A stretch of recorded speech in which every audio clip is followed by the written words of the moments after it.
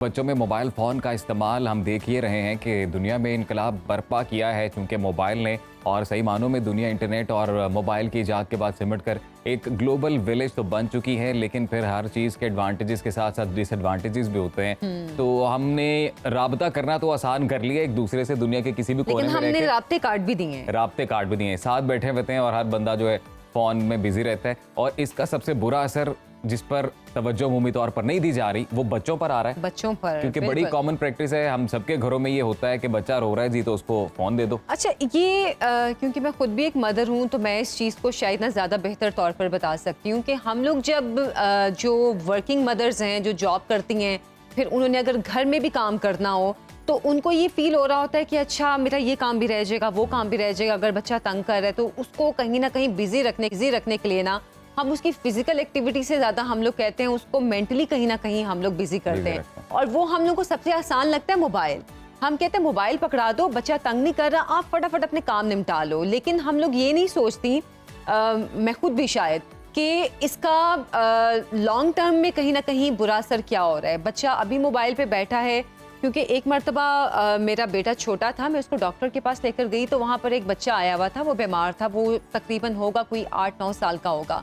वो मोबाइल में इतना ज़्यादा बिजी था कि उसके घर वाले जब उससे मोबाइल लेते थे तो बाकायदा वो शाउट करता था, बाकायदा वहाँ पे चीखना चिल्लाना शुरू कर देता था। अच्छा, ये बिहेवियर वो एडिक्टिव था, बहुत ज़्यादा एडिक्टिव था और मैं डर गई। मैं बाकायदा डर गई ये देखकर कि मेरा बेटा भी मोबाइल यूज़ करता है, खुदा ना खास्ता वो अगर इतना एडिक्टिव हो गया इस चीज़ के लिए तो मैं फिर क्या करूंगी। अच्छा, ये जो सवाल है हमारे जहनों में, मेरा ख्याल है इसमें हमें किसी डॉक्टर से ही बात करनी चाहिए। डॉक्टर सदाकतें और क्लिनिकल साइकोलॉजिस्ट हैं, ये उनसे हम पूछते हैं कि बच्चों की ये जो हैबिट्स हैं हम खुद तो उनमें डेवलप कर देते हैं, उस्मा सदाकत माजरत के साथ, उनको हम ख़त्म कैसे करें। डॉक्टर साहिबा, आपको प्रोग्राम में खुशामदीद कहती हैं और सॉरी मैंने आपका नाम गलत बोला। जो ये सवाल मैं कर रही थी कि कहीं ना कहीं माँ बाप खुद ही बच्चों में ये आदत डालते हैं और बाद में खुद परेशान हो रहे होते हैं, तो मेरा ख्याल है कि बच्चों से ज़्यादा माँ बाप की काउंसलिंग की ज़्यादा ज़रूरत है। आई थिंक सबसे पहली चीज़ हमें देखनी होगी कि बड़ों के अंदर जब से हमारे पास ये गैजेट्स आए हैं, सेल फोन हैं, टैबलेट्स हैं, घरों के अंदर टेलीविज़न ऑलरेडी मौजूद थे, तो जब से ये डिफरेंट गैजेट्स आए हैं तो हमारा जो इन गैजेट्स की तरफ रुझान है वो भी बढ़ गया है। बिल्कुल, तो खास तौर पे अगर हम पेंडेमिक में देखें तो घर में चूंकि करने की कोई और एक्टिविटी नहीं, बाहर आपने जाना नहीं, तो ऐसे में बड़े जो हैं वो सभी मोबाइल पे हाउस वर्क के ऊपर हैं कि वो घर में जूम मीटिंग्स कर रहे हैं, स्काइप मीटिंग्स में अपने जॉब प्लेस के साथ रिलेटेड हैं। और बच्चे वहाँ पे क्या कर रहे हैं कि बच्चों को आपने टैबलेट दे दिया, कभी टीवी ऑन कर दिया, कभी कोई मूवी लगा दी कि आप बैठे ताकि हम घर के कुछ काम जो है निपटाने की तरफ जाएं। तो इसका मतलब है कि पहले हमें बड़ों को अपनी आदत पे थोड़ी तवज्जो देनी होगी, क्योंकि बच्चे जो हैं वो इमिटेट करते हैं बड़ों के बिहेवियर को, वो तकलीद करते हैं, नकल करते हैं। तो जो बड़े कर रहे हैं बच्चे वैसा ही करते नजर आएंगे। अगर हम चाहते हैं कि कोई भी हैबिट अपने बच्चों के अंदर बेहतर करें तो इसका मतलब है कहीं ना कहीं शुरू हमें खुद से करना होगा और अपने मोबाइल यूज़ के इस्तेमाल को डिसिप्लिन करना होगा। एंड इवेंचुअली फिर बच्चे भी उस चीज़ को सीखेंगे, और जब हम खुद को डिसिप्लिन कर लेंगे तो बच्चों के साथ बातचीत करना आसान होगी, उन्हें ये बताना आसान होगा कि हेल्दी वे क्या है इस चीज़ को इस्तेमाल करना। लेकिन अगर आपका बच्चा एक चीज़ के लिए, नेक्स्ट क्वेश्चन से पहले हम अपने नाज़रीन को ये भी बता दें कि इस सेशन के दौरान कॉल कर सकते हैं आप, और डॉक्टर साहिबा हमारे साथ सेट पर मौजूद हैं, और आपका इसी टॉपिक को लेकर कोई भी मसला है तो आप वो पूछ सकते हैं, डॉक्टर साहिबा उसका मौके पे जवाब दें। और जो हमारा कांटेक्ट नंबर है वो आपकी स्क्रीन पे भी चल रहा है, आप डॉक्टर साहिबा से इसी हवाले से जो भी आपके जहन में सवाल है या जो भी परेशानी है वो भी आप शेयर कर सकते हैं। अच्छा, मैं इस चीज़ के हवाले से, जैसे कि आप कह रही थी कि जब पेंडेमिक आया तो उसमें लोग ज़्यादा इस चीज़ के लिए यूज्ड टू हो गए, लेकिन हम लोगों ने अपनी पॉजिटिव हैबिट्स के बजाय हम लोग सब मोबाइल पर लग गए हैं। मैं खुद भी अपनी बहुत ज़्यादा यूज़ करती हूँ और इस चीज़ पे मैं अक्सर परेशान भी होती हूँ कि मुझे लगता है मुझे इतनी ज़्यादा एडिक्शन हो गई है कि जब मैं थोड़ी देर नहीं यूज करती तो मैं कुछ ना कुछ मिस कर रही होती हूँ। फियर ऑफ मिसिंग आउट कहते हैं। एग्जैक्टली। बड़े इस चीज से कैसे निकले? बच्चों को तो हम बाद में सिखाएंगे, पहले तो हम लोग खुद सीख लें। हमें पहले तो देखना है कि हेल्दी यूज क्या है किसी भी सेल फोन का। तो जो साइंस बताती है, रिसर्चेस बताती हैं कि छोटे बच्चे आमतौर पे जो अंडर एज 2 हैं उनके लिए मोबाइल का इस्तेमाल 0 होना चाहिए। जो अंडर एज 2 है मोबाइल का इस्तेमाल 0 होना चाहिए। इधर हमारी गोद में होता है, उसके सामने मोबाइल फोन करके बैठ 0 होना चाहिए। और वो ये अलाउ करते हैं कि मैक्सिमम आप ये कर सकते हैं कि अगर उसके फादर दूसरे सिटी में हैं तो आप उस पे कॉल के थ्रू, व्हाट्सएप कॉल के थ्रू कनेक्ट कर सकते हैं, वो भी for a few minutes, not more than that. After 2 years से लेकर जब बच्चा 7 तक जाता है तो उसका मोबाइल यूज जो है वो 1 ईयर तक होना चाहिए। सॉरी 1 आवर तक होना 1 चाहिए hour डेली, तक। और वो कहते हैं कि लेस इज बेटर। और जब 7 साल से ऊपर एडल्ट तक हम जाते हैं तो मैक्सिमम जो फ़ोन का हेल्दी यूज़ है वो 2 आवर्स ऑन डेली बेसिस हो सकता है। कोई भी शख्स जो 2 घंटों से ज़्यादा इस्तेमाल कर रहा है तो इसका मतलब है फिर इसके कॉन्सिक्वेंसेस हैं जो उसको फेस करना पड़ेंगे। और आमतौर पे आप देखते हैं कि यंग लोगों के अंदर भी मूड इरिटेबिलिटी ज़्यादा है।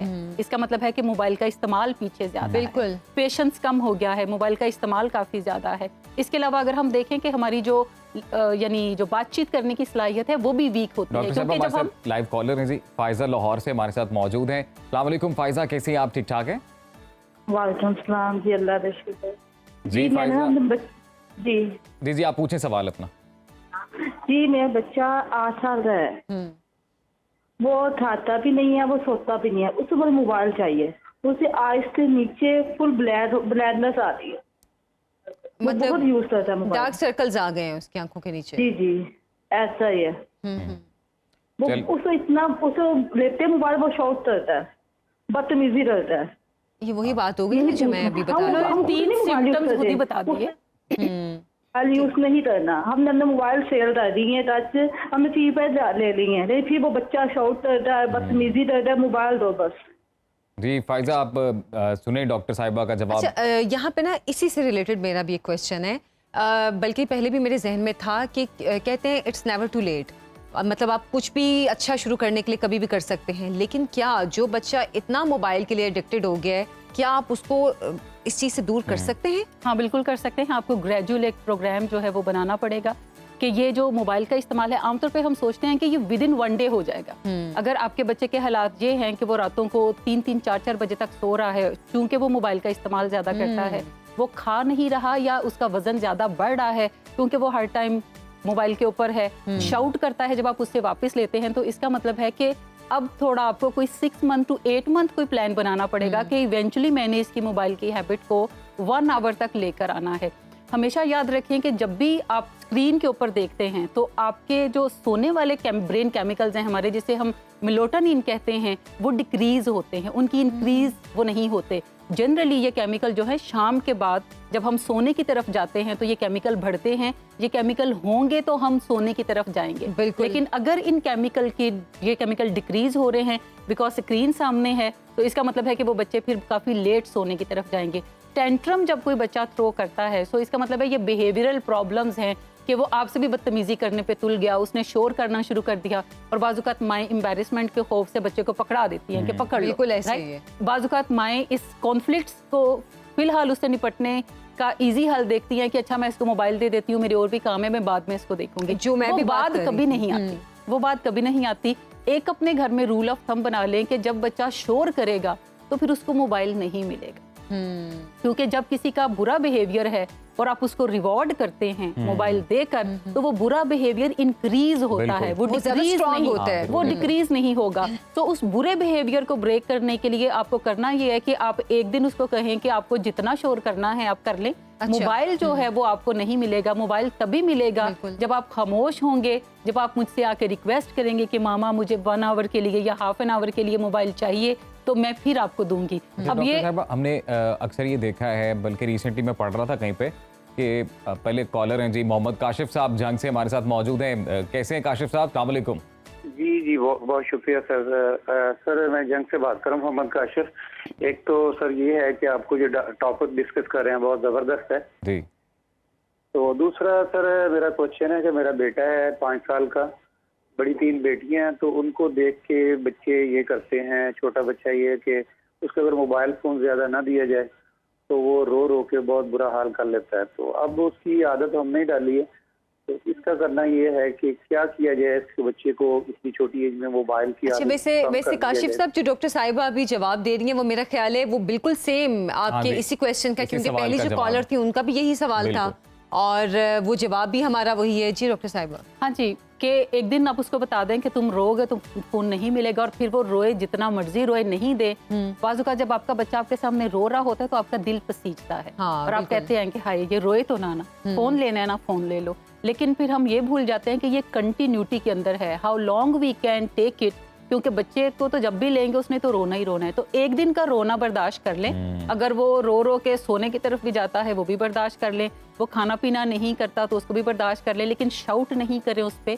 आराम से उसको बार बार कहें कि जब तक आप रोना बंद नहीं करेंगे, मुझसे आके बात नहीं करेंगे, तो तब तक आपको सेल फोन नहीं मिलेगा। अच्छा डॉक्टर साहिबा, क्या इसमें हम ये भी कर सकते हैं कि हम बच्चे को फिजिकल एक्टिविटी की तरफ खुद ऐसे लेकर जाएं, जैसे हम बच्चों को पार्क ले जाएं या कहीं बाहर घुमाने फिराने ले जाएं, ताकि बच्चे का मोबाइल से ध्यान हट जाए? देखिए, बहुत सारा जो जुल्म स्क्रीन टाइम ने किया है कि बच्चों की जो फिजिकल एक्टिविटी है वो कम हो गई है, और यूजुअली हम पेरेंट्स भी अब देखते हैं कि वीडियो गेम्स बच्चों को लगा दें, कोई ऑनलाइन एक्टिविटी है वो करवा दें, अब तो होमवर्क भी ऑनलाइन आने लगे हैं, तो इसका मतलब है कि बच्चों के लिए जो फिजिकल एक्टिविटी है उसका टाइम कम है, और अगर दोनों पेरेंट्स वर्किंग हैं तो उनके लिए इसको मैनेज करना थोड़ा मुश्किल है, लेकिन फिर भी हमें ये चाहिए कि वीकेंड्स पे अपने बच्चों को ज़रूर किसी पार्क में लेकर जाएं जहां वो भागें, दौड़ें, कूदें, तो उनकी जो फिजिकल एक यानी नीड है किसी एक्टिविटी में रहने की या प्ले टाइम की, वो अच्छे अंदाज से पूरी होने की तरफ है। डॉक्टर साहबा, मैं ये पूछना चाह रहा था कि जो बच्चे लेट बोलना शुरू करते हैं अपनी लाइफ में,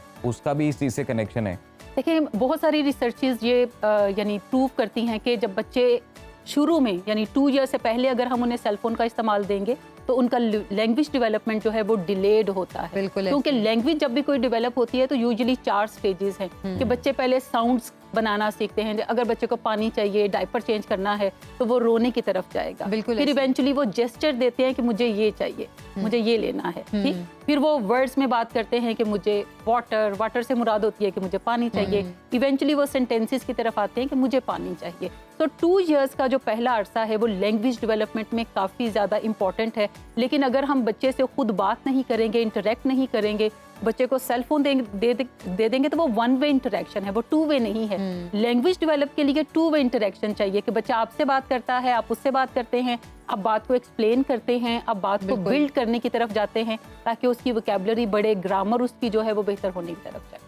बिल्कुल। अच्छा, इस चीज़ में अब जैसे कि हम बात कर रहे थे कि बच्चे को किसी भी वक्त आप इस चीज़ के लिए एक पूरी प्लानिंग आपको करनी पड़ती है, लेकिन हम लोग को शायद अपने बिहेवियर भी ऐसे हैं कि हम लोग कहते हैं कि इतना लंबा अरसा हम क्या एक ही तरीके को लेकर चलें, तो उसके लिए आपको क्या बच्चों की स्कूलिंग जल्दी करवा देनी चाहिए? क्योंकि मैं देख रही थी कि कुछ पेरेंट्स हैं वो बच्चों को 1.5 साल की उम्र में स्कूल में एडमिशन करवा देते हैं, कुछ थोड़ा 4 से 5 साल की एज तक जाते हैं कि नहीं, बच्चे को इतना जल्दी नहीं करवाना चाहिए।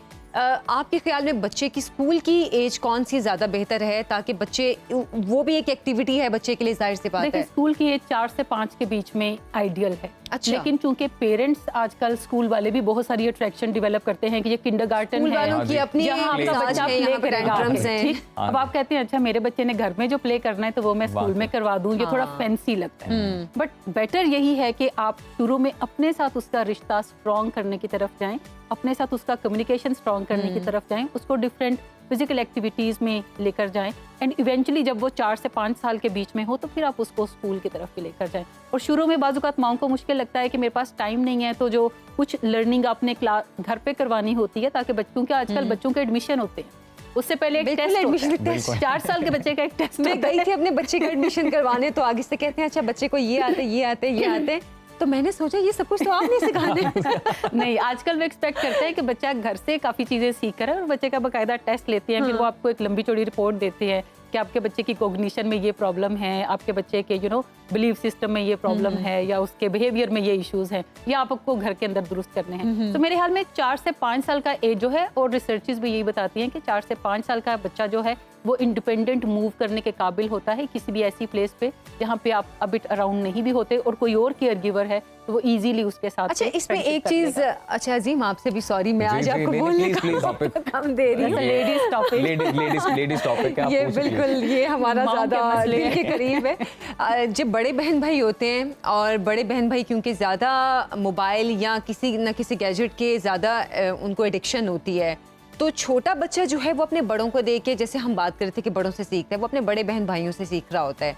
और मैंने ये चीज़ नोट की है कि जो छोटा बच्चा है वो हर चीज़ वो करता है जो उसके बहन भाई कर रहे होते हैं। अब अगर आप बहन भाई को नहीं रोक पा रहे हैं क्योंकि वो एक एज में आ चुके हैं, किस एज में आ चुके हैं कि आप उसमें बच्चे को डांटते हैं या मारते हैं तो बच्चा उस चीज़ को ज़्यादा फील करता है, तो छोटे बच्चे को उस बिहेवियर से बचाने के लिए आप फिर क्या करें? मेरे ख्याल में हाउस रूल्स कुछ डिफाइन होने चाहिए। हाउस रूल डिफाइन होने चाहिए कि जब हम डिनर टेबल पे होंगे तो कोई सेलफोन यूज नहीं करेगा अनटिल अनलेस किसी की बहुत इंपॉर्टेंट कोई कॉल है, जैसे फादर है तो क्योंकि ऑफिस है तो कोई इंपॉर्टेंट कॉल है, लेकिन बच्चे जो स्टडी कर रहे होते हैं तो उनकी कोई इंपॉर्टेंट कॉल नहीं होती, अगर वो आ भी गई है तो वो बाद में कॉल बैक कर सकते हैं उन्हें। तो इसी तरह सोने से पहले आप अपने सेल फोन का जो इस्तेमाल है उसको घंटा 2 घंटे कर देंगे पहले ख़त्म करेंगे। और आप ये बच्चों के साथ रूल एक सेट कर सकते हैं कि बच्चे अपने सेल फोन लाकर पेरेंट्स के हवाले कर देंगे 2 आवर्स सोने से पहले। इसी तरह जब बच्चे उठते हैं सुबह तो 2 आवर्स के बाद जो है वो उन्हें कोई सेल फोन मिलेगा। और अगर बच्चों की एज कम है यानी कॉलेज गोइंग बच्चा है तो वो सेल फोन अपना उसके बाद पिक कर सकता है, लेकिन अगर छोटा बच्चा है तो उसका आप कोई टाइम रखते हैं कि ये 5 to 6 इवनिंग में टैबलेट या सेलफोन का इस्तेमाल कर सकता है, जितना भी आवर उसको अलाउ है। तो कोई हाउस रूल्स आपको डिफाइन करने पड़ेंगे जो इम्प्लीमेंट करने पड़ेंगे। और तो इसके लिए क्या ये भी कर सकते हैं कि मतलब बच्चे को मोबाइल से बचाने के लिए आप टीवी लगा दें कि बच्चा टीवी देख ले, ताकि मतलब वेरी इंटरेस्टिंग क्वेश्चन। जब हम स्क्रीन टाइम की बात करते हैं तो इसमें सारी स्क्रीन इंक्लूडेड है, टेलीविजन उसके अंदर इंक्लूड है, सेलफोन है, टैबलेट है, इसके अलावा लैपटॉप्स हैं, डेस्कटॉप हैं, सारी स्क्रीन को मिला के वो कहते हैं कि 2 घंटे टाइम है। मुझे एक डॉक्टर ने कहा कि आप बच्चे को मोबाइल से बचाने के लिए उसको टीवी लगा दें। टीवी बेहतर है मोबाइल से? नहीं, बिल्कुल बेहतर नहीं है, क्योंकि बाजुकात मैंने देखा है घरों में टीवी बैकग्राउंड में चल रहा होता है कि सारा दिन खवातीन के और कोई बंदा नहीं देख रहा होता, लोग लाउंज से इधर उधर जा रहे होते हैं और टेलीविजन चल रहा होता है। तो रिकमेंडेड यही है कि अगर आप एक्टिवली टीवी नहीं देख रहे, कोई शो नहीं देख रहे, तो फिर टर्न ऑफ कर दें, क्योंकि ये जो आना जाना है और देखते रहना है, बिला वजह देखते रहना है, ये भी डेफिनेटली स्क्रीन टाइम में ऐड होगा और ये इफेक्ट करेगा बिहेवियर्स। डॉक्टर साहब मेरा एक सवाल मुझे भी इजाजत मिले प्लीज। मैं ये पूछना चाह रहा था कि कंटेंट को कैसे रेगुलेट किया जाए कि हमें नहीं पता कि वो अगर एक बच्चा फोन यूज कर रहा है 24 घंटे आप उसके सर पर नहीं खड़े हुए, तो अगर आप इतनी सख्ती नहीं कर पा रहे हैं कि आप उसे फोन ले लें, आपका मिजाज भी नहीं होता, मिजाज भी नहीं होता। और फिर ज्यादातर जो टीन एजर्स हैं उनमें आजकल टिकटॉक और इस टाइप से चीजें बहुत ज्यादा हैं, तो उस हवाले से ये बड़ा ही अहम सवाल है आपका। और इसमें जैसे मैं टैबलेट्स को देखती हूँ तो उसमें एक पेरेंट कंट्रोल होता है, जिसके थ्रू आपको पता होता है कि आपका बच्चा क्या देख रहा है और आपने कंटेंट लिमिट किया होता है। और अगर हम वेस्ट में देखें तो वो कंटेंट को लिमिट करते हैं कि फलां एज से फलां एज तक के बच्चे का ये कंटेंट है और पेरेंट कंट्रोल कर सकते हैं उसको। पाकिस्तान में हमें जिन पेरेंट्स को तो ये करना चीज़ें आती हैं वो इसको एक्सरसाइज करते हैं, लेकिन अगर नहीं भी आती तो आप ये कर सकते हैं कि टैबलेट को वाईफाई के साथ डिस्कनेक्ट कर दें और खुद से उसको कुछ उसके अंदर को भी पासवर्ड पता होता है, कुछ चीजें उसके अंदर ऐड करके दें और सिर्फ उसको लिमिट रखें कि उसने ये चीज देखनी और पासवर्ड को चेंज करते रहें।